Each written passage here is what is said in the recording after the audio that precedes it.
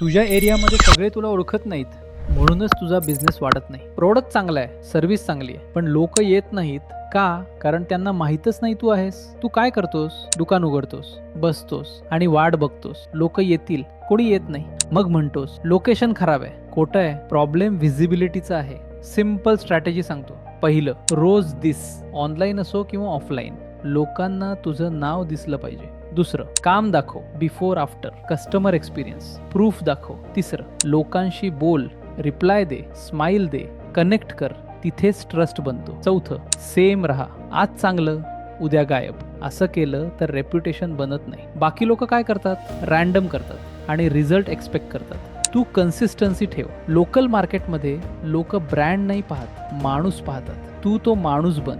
आता विचार कर, तुझं नाव लोकांच्या तोंडावर आहे का? हे खरं वाटलं तर शेअर करा. ज्यांना बिझनेस कळत नाही त्यांना नक्की पाठवा.